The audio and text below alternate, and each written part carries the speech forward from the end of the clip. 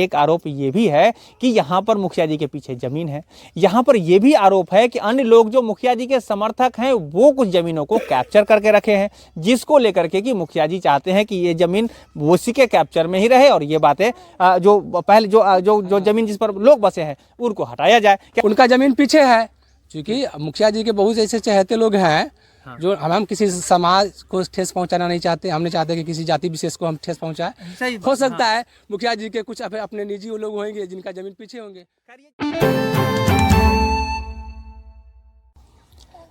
सलहा पंचायत में जो मामला चल रहा है सरकार भवन, पंचायत सरकार भवन बनाने का, यहाँ पर अतिक्रमण का और अतिक्रमण के साथ अतिक्रमण हटाने से लेकर और मुखिया जी बनाम यहाँ के लोगों के बीच का जो मामला है या मुखिया जी बनाम डीएम साहब का जो मामला है, उसके दूसरी कड़ी में हम आपको लेकर आए हैं। यहाँ पर हमारे साथ फिर से शंकर जी मौजूद हैं और ये यहाँ पर फैक्ट रखेंगे कि गड़बड़ी कहाँ पर हुई है, क्या समस्या है और इसका निदान क्या होगा, इस पर भी बातें होंगी। और फिर से मैं कहना चाहता हूँ वीडियो में बने रहिएगा, समझिएगा कि सलहा पंचायत में जो हो रहा है क्यों हो रहा है, क्या हो रहा है और इस कैसे से इसका समाधान निकलेगा। और हम लोग लगातार बने हुए रह रहे हैं, तो फिर आगे क्या आपको समझना है कमेंट में भी बताइएगा। फिर से स्वागत है आपका शंकर जी। अब बात जी बात फैक्ट पर अब होगी। आप तो इधर आकर के यहाँ दर्शकों को सामने दिखाइए। ये शंकर जी, तो अब जो है ये मामला, जैसे आपने कहा कि बहुत सारी जमीनें हैं जिसमें कि आप ये पीछे वाली जमीन के बारे में भी बता रहे हैं कि खाली है और वहाँ सरकार भवन बन सकता था, तो ये क्या मामला है एक बार हमारे दर्शकों को बताइए। जी, पत्रकार महोदय मैं बता दूं कि जहाँ हम लोग प्रेजेंट खड़ा है, ये जो है खेसरा जो है 1036 का है। इसका रकबा जो है 4 एकड़ 31 डिसमिल जमीन है। अब इधर सामने होकर देखिए, आपको लोग देख रहे हैं। हाँ, ये जो है जहाँ हम स्पॉट पर खड़े हुए हैं, इसीलिए आपको यहाँ स्पॉट पर लाया गया है ताकि मतलब जो उनकी वास्तविकता का पता चले हैं। तो ये जो जहाँ हम खड़े हैं वहाँ जो है खेसरा 1036 है, रकबा 4 एकड़ 31 डिसमिल जमीन है। ये मेरे पास पेपर भी हाथ में है और मैं जो सच्चाई से आप रूबरू करा रहा हूँ आपको। जब इसमें जो है समथिंग 431 डिसमिल जमीन हुआ, 4 एकड़ लगभग जो है 31 डिसमिल। हाँ, ऐसे तो है मतलब मान लीजिए थोड़ा जो भी रकबा है यहाँ पर, लेकिन बड़ी जमीन बड़ी है। हाँ, तो लगभग जो है जैसे विपिन मुखिया सर एंड प्रतिनिधि जो मुखिया जी हैं, उन्होंने बताया कि 116 डिसमिल शेष जमीन है। हम उसी ग्राउंड पर आए हुए हैं। अच्छा, यहाँ पर 116 डिसमिल जमीन है जो बचा हुआ है, शेष जमीन है जो कि रोड से भी कनेक्ट है।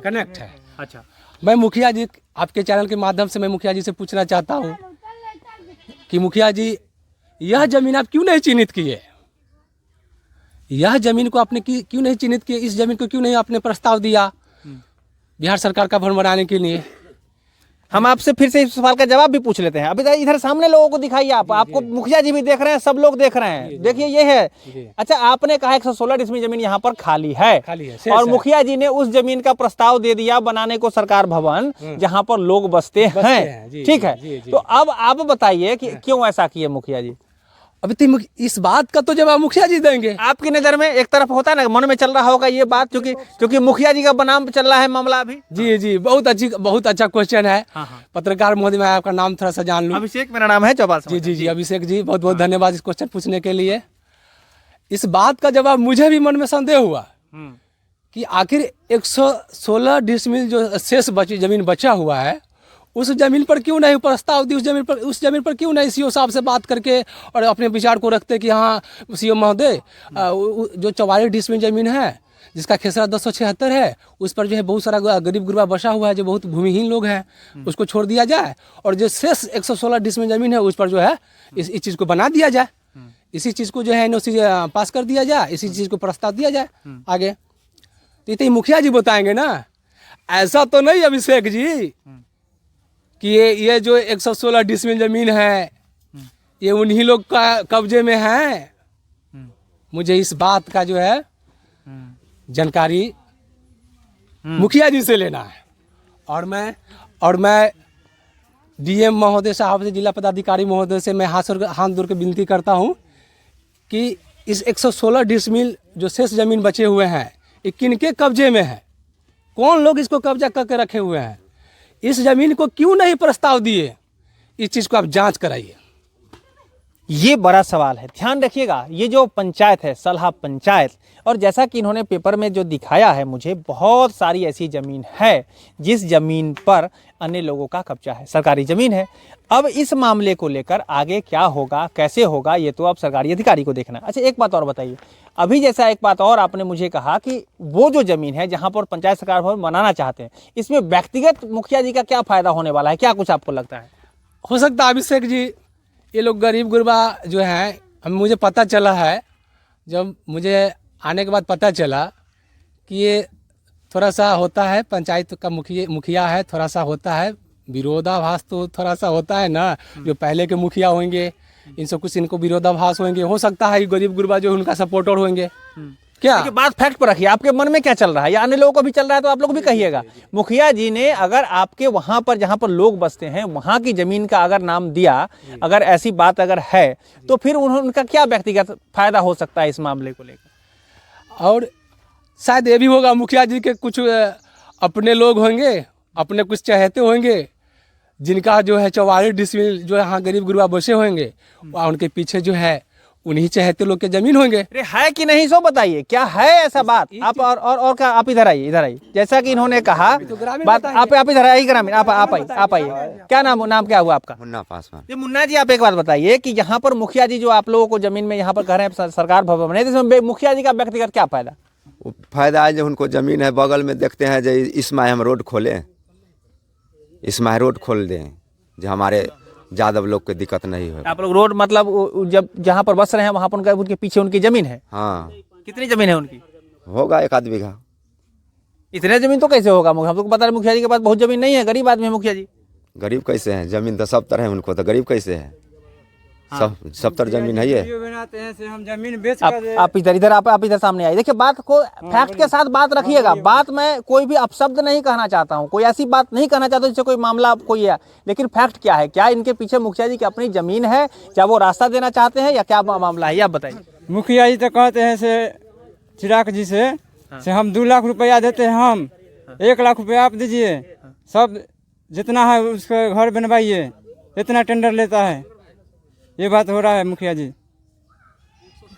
ठीक है, तो देखिए बात जो फैक्ट जो बातें सामने आ रही, इधर आई। हाँ अभिषेक जी, हाँ, अभी आपने इस ग्रामीण या गरीब का बात सुने, जिस तरह से मुखिया जी ने बोला, किसी नेता का उन्होंने नाम लिया कि मैं नेता होता राजनीतिक व्यक्ति से मैं हूँ नहीं, इसलिए मैं नेता का नाम लेना उचित नहीं समझता हूँ।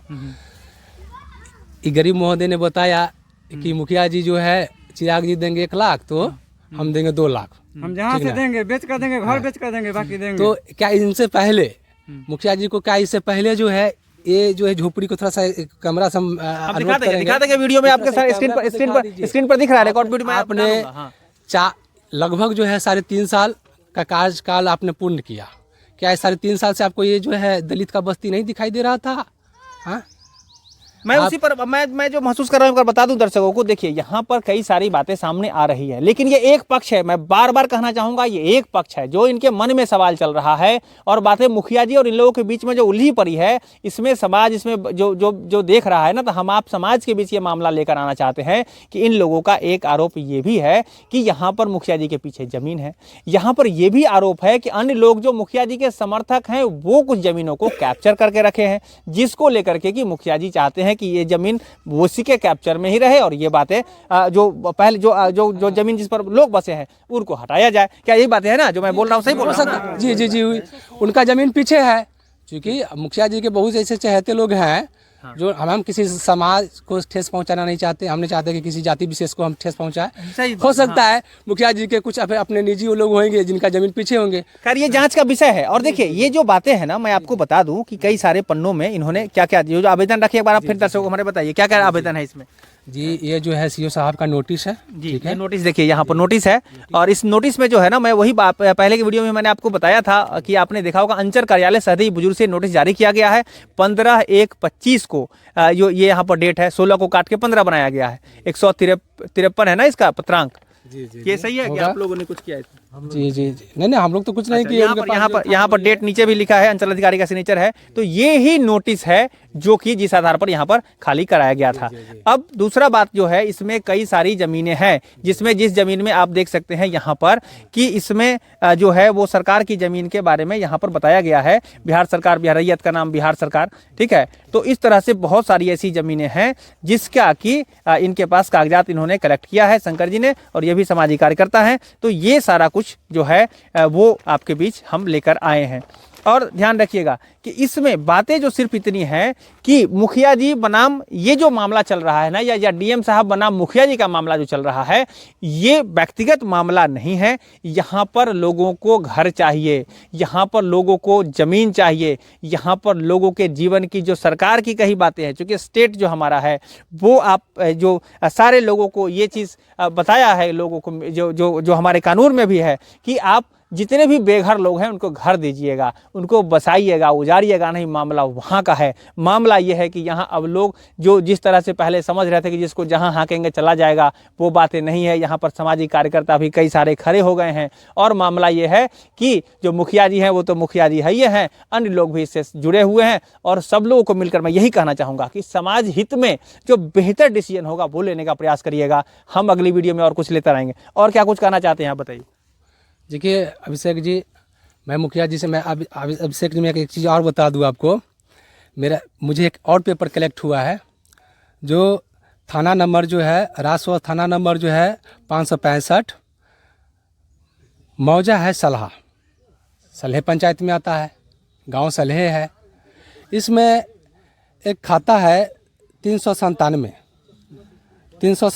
में जो है खेसरा नंबर है 170, जिसमें 85 डिसमिल के लगभग जमीन है। 50 मुखिया जी को कितना चाहिए सरकारी भवन बनाने के लिए? 50 डिसमिल। शेष जमीन कितना बच रहा है? 35 डिसमिल। बहुत सारा ग्राउंड भी हो जाएंगे, बहुत सारी पार्क भी हो जाएगी।